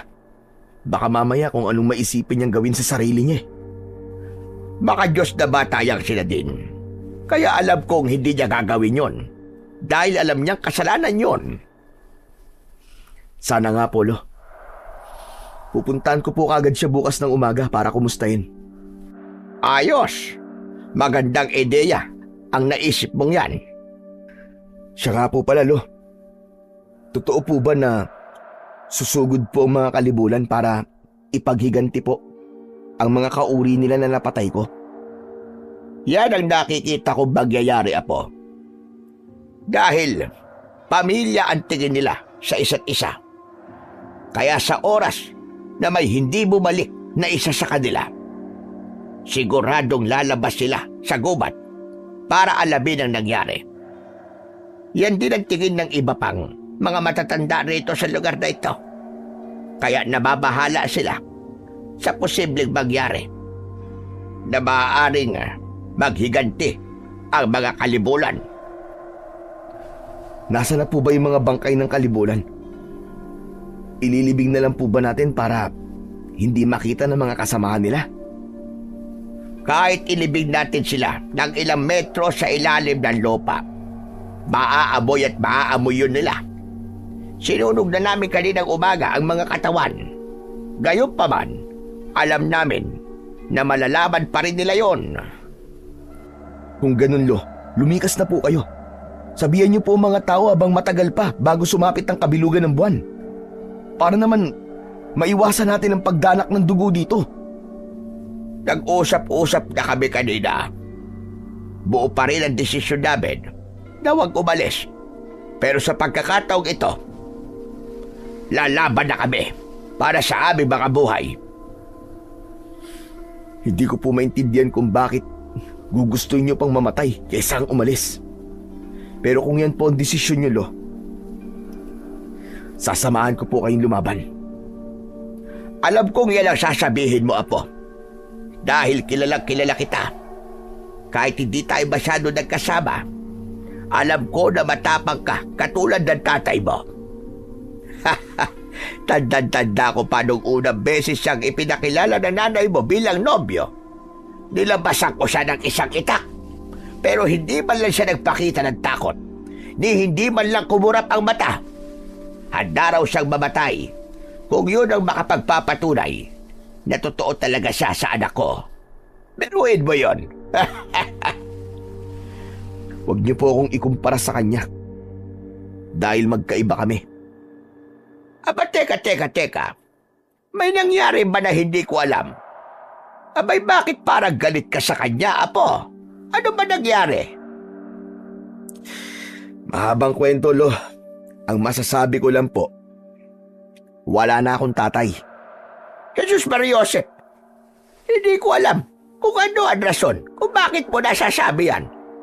Pero kung ano man ang gulong namamagitan sa inyong mag-ama ngayon, abay sana maayos nyo yan. Magkakaayos lang po siguro kaming dalawa kung tanggap niya ang pagkakamali niya. Tanggap ko naman po ang pagkakamali ko, Lo eh. Pero siya, tingin niya sa lahat ng mga ginagawa niya tama. Siya ang palaging tama. Sinubukan nyo na bang pag-usapan ng masinsinan ng problema nyong dalawa? Kasi kung hindi pa, talagang hindi kayo magkakaayos. Sinubukan ko pong makipag-ayos. Pero puro mali ko na lang pong nakikita niya. Bulag po siya sa sarili niyang mga pagkakamali. Pambihira. Mukhang ang laki-laki ng galit mo sa kanya.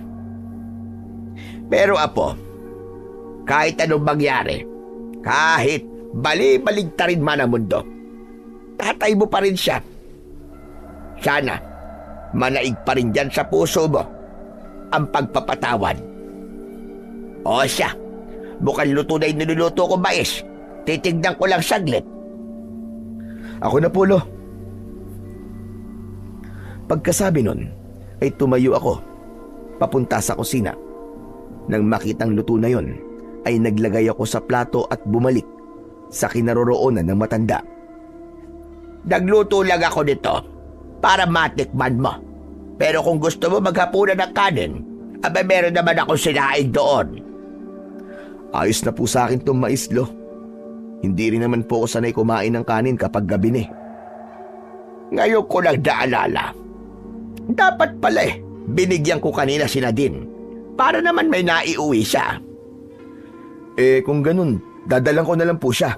O sige, ikaw ang bahala. Dalhan mo siya para makakain din siya nitong mais. Nang marinig ang sinabing yun ng matanda, ay bumalik ako sa kusina at naglagay ng ilang pirasong mais sa isang baunan. Lo, saglit lang po Hatid ko lang po ito kay Nadine. Babalik din po kagad. O sige, mag-iingat ka. Pagkasabi nun, ay lumabas na ako ng bahay. 7:00 pa lang ng gabi, subalit tahimik na kagad ang paligid at nakapinid na lahat ng pinto at bintana ng bawat bahay. Hindi kalayuan ang bahay ng dalaga, kaya makalipas lamang ang 2 minutong paglalakad ay nakarating na ako sa tapat ng bahay nito. Ilang beses akong kumatok bago bumukas ang pinto. Natutulog ka na ba? Pasensya sa storbo May dala akong mais. Pinabibigay ni Lolo. Hindi ka na sana nag-abala pa. Pero salamat, Carlo. Walang anuman. O sige, una na ako Isara mo na ulit ang pinto. Sige, pakisabi kay Mang Ambo. Salamat. Tumango lang ako bilang pagtugon sa sinabi nitong yon. Hinintay ko munang isara nito ang pinto bago ako tumalikod at naglakad pabalik. Saktong pagdating ko sa bahay ay saka naman bumuhos ang malakas na ulan. Hindi ko tuloy maiwasang mag-alala para sa dalaga, lalo na't sira ang bubong ng bahay nito. Hindi ka pa ba matutulog, Apo? Abay, mauuna na ako. Kanina pa akong inaantok. Sige po, Lo. Sunod na lang po ako. Naupo muna ako sa tabi ng bintana at tumingin sa labas. Nang mga sandaling yun, parang bigla akong nakaramdam ng panghihina. Parang ngayon lang ininda ng katawan ko ang pagod. Ang dami palang nangyari sa loob ng isang araw at isang gabi. Nagtagal pa ako ng ilang minuto sa tapat ng bintana bago ko yun isinara. Pagkatapos nun ay pumasok na ako sa silid at nahiga sa tabi ni Lolo Ambo. Mabilis ang naging paglipas ng mga araw at linggo. Naramdaman ko na lang na parang ayaw ko na ring lisanin ang lugar na yon. Sa loob ng maikling panahon ay naramdaman kong hindi ako mag-isa. Naramdaman kong maging masaya sa kabila ng nalalapit na panganib na kakaharapin namin. Isang gabi, bago sumapit ang kabilugan ng buwan, napagpasyahan namin na magkaroon ng maliit na kasiyahan. Nagtipon-tipon kaming lahat sa labas at nagsalo-salo. Ideya yon ni Lolo Ambo para daw kung sakali ay may babaunin kaming masayang alaala sa kabilang buhay. Pagkatapos kumain, nagpatugtog si Lolo ng lumang tugtugin gamit ang kanyang radyo. Dahil awiting pag-ibig, magkakapareha ang sumayaw. Mula sa tabi ko, naramdaman kong siniko ako ni Lolo Ambo. Nang lingunin ko siya, sinenyasan niya ako na lapitan sila din. Nag-ipon muna ako ng lakas ng loob bago ako tumayo at naglakad papalapit sa dalaga. Tumayo ako sa harapan niya at inilahad ang isa kong palad. Nadine, pwede ba kitang maisayaw? Sa halip na sagutin ang tanong ko, ay tumayo siya, sabay patong ng isa niyang kamay sa kamay ko. Naglakad kami papunta sa iba pang mga sumasayaw. At nang makahanap ng pwesto, ay humarap na kami sa isa't isa. Ipinatong niya ang dalawa niyang braso sa balikat ko, habang ang mga kamay ko naman ay nasa bewang niya. Habang sinasabayan namin ang tugtog, ay nakatitig lang ako sa kanya. Nang mga oras na yun, ay natiyak kong hindi simpleng paghanga lang ang nararamdaman ko para sa dalaga. Nang matapos ang kasiyahan na yon, ay tumulong muna kaming magligpit bago ko hinatid pa uwi si Nadine. Carlo, gusto bang magkape muna sa loob? Hindi na. Para makapagpahinga ka na. Anong oras na rin eh. Kung ganun, salamat sa paghahatid sa akin ha. Pagkasabi nun, ay bigla itong tumingkayad at dinampian ako ng halik sa pisngi. Bigla akong nanigas sa aking kinatatayuan dahil doon. Para ba akong naging ribulto? Para akong binuhusan ng napakaraming yelo. Alam kong hindi na ako bata para maramdaman ang kilig. Pero ng mga sandaling yon, ay hindi ko talaga maiwasang kiligin. Sige, pasok na ako, Carlo. Hinintay ko munang makapasok ang dalaga at maisara ang pinto bago ako napahawak sa dibdib ko dahil biglang bumilis ang tibok nito. Habang naglalakad pabalik, ay paulit-ulit na bumalik sa isip ko ang nangyari. Dahil doon, hindi ko namalayan na lumampas na pala ako sa bahay ni Lolo Ambo. Carlo, Apo! Hoy, saan ka mapupunta? Nang marinig ko ang boses na yun ng matanda, ay saka ko lang napansin na lampas na pala ako. Nagtataka tuloy ang tingin sa akin ni Lolo. Wala po. Dito lang po, magpapahangin. Bakit parang wala ka sa sarili habang naglalakad? Halika na nga rito. Abay, kanina pa kitang hinihintay eh. Napakunot ang noo ko dahil sa sinabing yun ng matanda. Naglakad ako papalapit at pagpasok ko ay saka ko nakita na naroon ng ilan sa mga kalalakihan sa lugar namin. Nandito raw sila dahil gusto nilang iasa sa iyo ang tungkulin na talunin ang Panginoon ng mga kalibulan. Naniniwala sila sa kakayahan mo sa pakikipaglaban na po. Panginoon? Tama bang narinig ko? May Panginoon sila? Oo, Apo. Ang pinakamatanda sa kanilang lahat. Higit itong mas mabilis at malakas kumpara sa iba. Kaya itinuturing nila itong pinuno. Saglit akong nawalan ng imik. Iniisip kong dapat ko bang tanggapin ang alok ng mga kausap ko. Kung totoo ang sinasabi ng mga ito na pambihira ang lakas ng nasabing aswang, siguradong wala akong pag-asang manalo.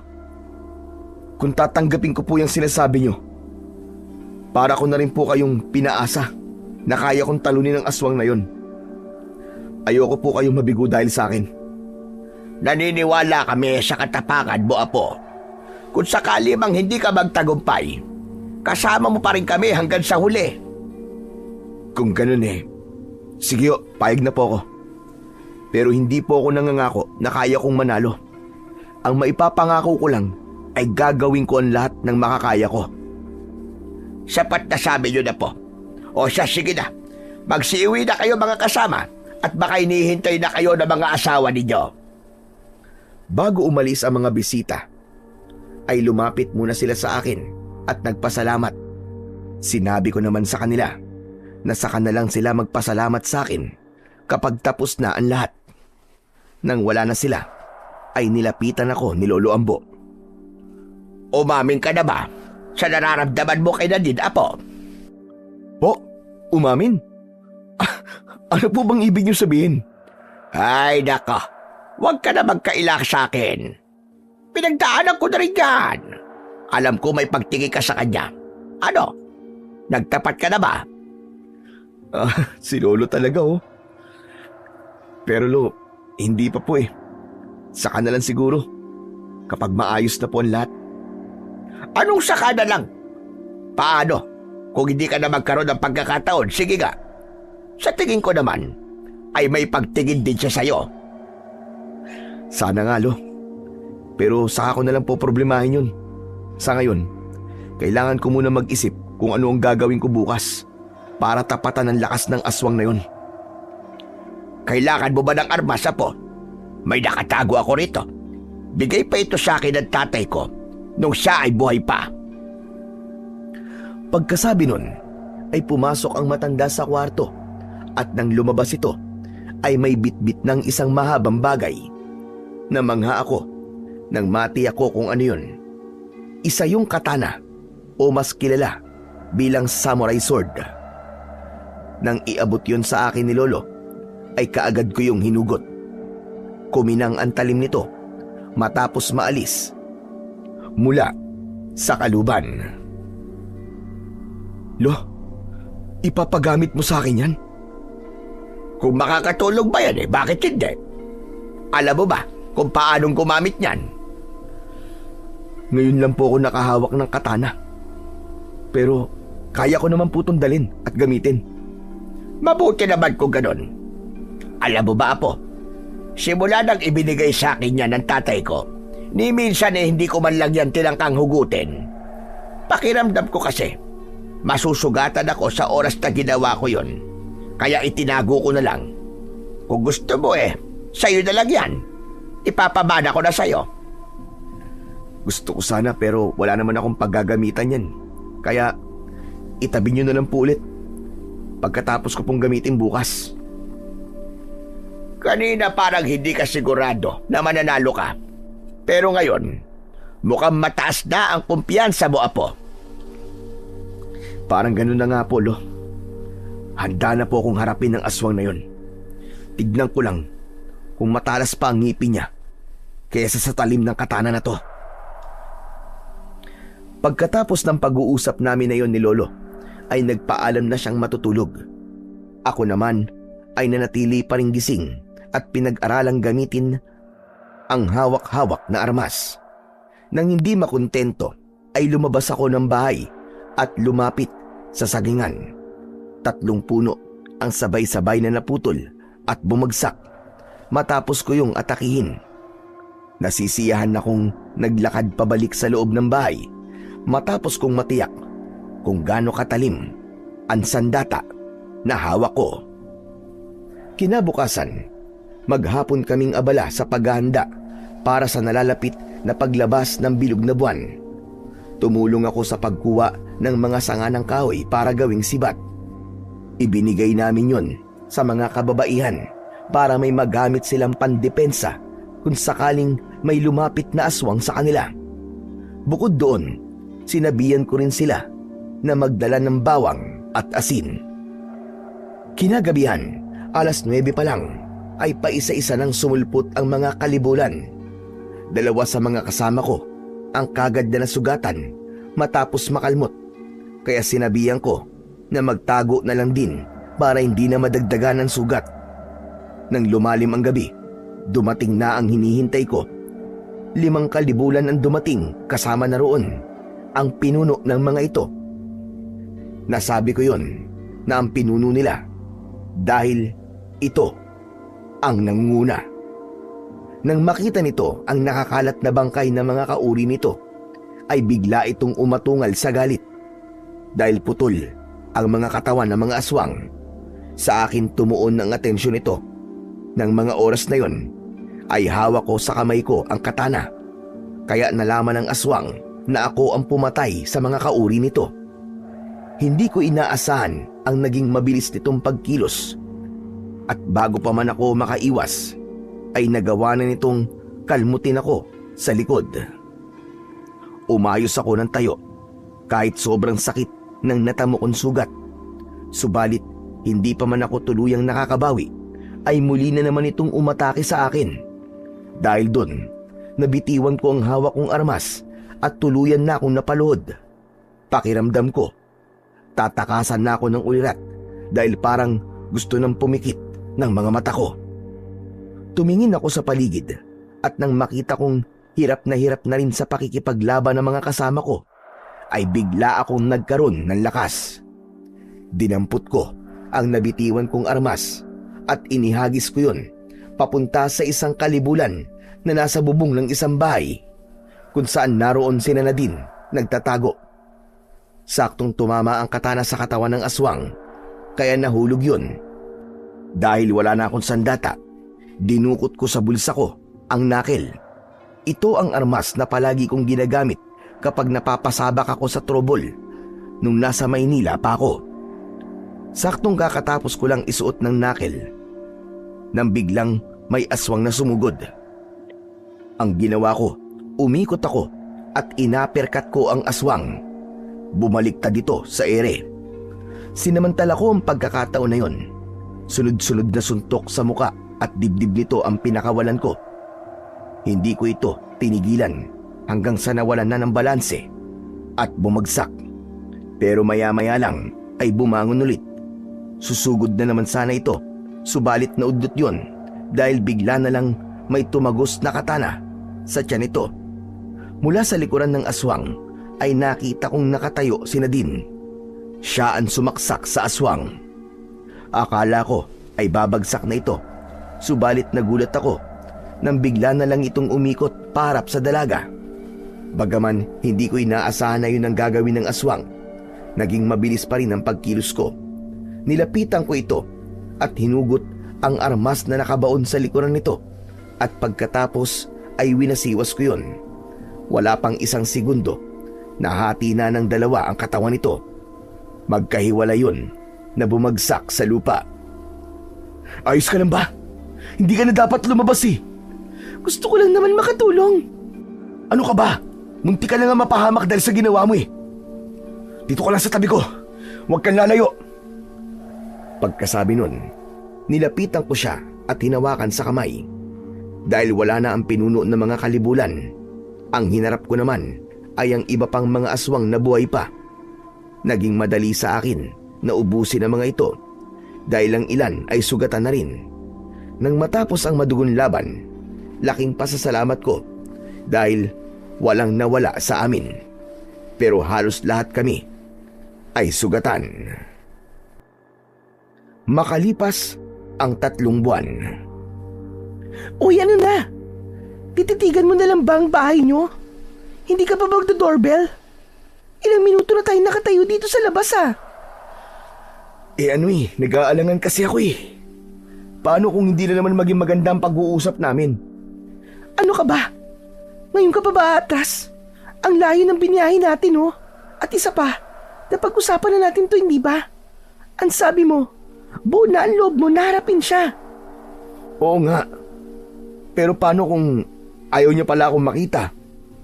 Bago ako umalis sa bahay na to, natatandaan kong itinakwil niya na ako eh. Tatay mo pa rin siya. Ilang buwan kayo hindi nagkita. Kaya sigurado kung namimiss ka na niya.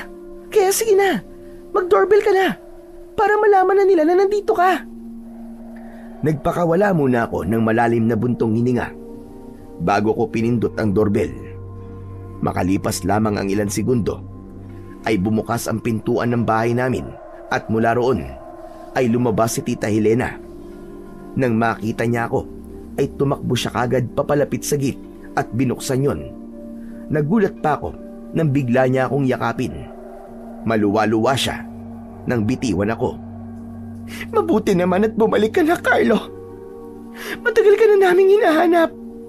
Ang akala namin, may nangyari ng masama sa'yo. Ayos lang po ako, tita. Si Papa po nandyan ba? Nasa kwarto.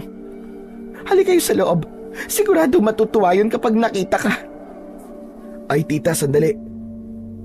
Si Nadine nga po pala, nobya ko. Nadine, siya si Tita Helena. Magandang araw po, ma'am. Anong ma'am? Simula ngayon, tita na lang ang itawag mo sa akin. Nobya ka ni Carlo, kaya pamilya ka na rin namin. Pakiramdam ko ng mga sandaling yon ay biglang naglaho ang lahat ng sama ng loob ko kay Tita Helena matapos kong marinig ang sinabi niyang yon kay Nadine. Sa tingin ko, nabulag lang talaga ako sa galit ko noon kaya hindi ko nakita ang taglay niyang kabaitan. Pumasok kami sa loob ng bahay at dumiretso na sa kwarto ni na Papa. Biglang nangilid ang mga luha ko nang maabutan ko siyang nakaupo. Tulalang nakatitig sa labas ng bintana habang yakap-yakap ang litrato ko. Pagkaalis mo, sobra siyang nagsisi sa mga sinabi niya sa'yo. Kinabukasan nun pinuntahan ka namin sa tinutuluyan mo, pero hindi ka namin nakita. Hinanap ka namin kung saan-saan, pero hindi ka namin mahagilap. Ang akala niya ay may masama nang nangyari sa'yo. Kaya simula nun, ay palagi na siyang tulala. Nang marinig ko ang sinabing yun ni Tita Helena, ay tuluyan ng pumatak ang mga luha ko na kanina ko pa pinipigilan. Naglakad na ako, papalapit kay Papa at huminto. Sa harapan niya mismo, nakita ko kung paano nagbago ang ekspresyon ng mukha nito nang makita ko. Naramdaman kong nanghina ang mga tuhod ko, kaya lumuhod ako at isinubsob ang mukha ko sa tuhod nito. Pa! Patawad, Pa! Patawad! Yun ang paulit-ulit kong binigkas habang umiiyak sa tuhod niya. Naramdaman kong hinaplos niya ang likod ko, kaya nag-angat ako ng muka. Umiyak na rin siya nang magtama ang mga mata namin. Ako ang patawarin mo, anak. Ang laki ng pagkukulang ko sa'yo. Naging makasarili ako. Sarili ko lang ang iniisip ko. Kalimutan na po natin ang lahat, Pa. Hindi pa naman huli ang lahat. Para magsimula ulit. Oo, anak. Magsisimula tayo ulit. Pagkasabi nun, ay nagyakapan kaming dalawa ng maigpit. Ang akala ko, anak, hindi na ulit kita makikita at mayayakap pa. Pasensya na po kayo kung nag-alala po kayo sa akin. Kinailangan ko po kasing lumayo muna para makapag-isip-isip. Ang mahalaga ngayon, anak, ay nandito ka na ulit. Salamat at binigyan mo ako ng pagkakataon na makasama ka ulit. Pagkatapos ng pag-uusap naming yun ni Papa, ay tuluyan na kaming nagkaayos. Bumalik na rin ang dating sigla sa katawan niya, kaya naging normal na ulit ang lahat. Makalipas ang ilang buwan, nagpakasal kami ni Nadine at bumalik kami sa Sitio Macabebe para dun bumuo ng masayang pamilya.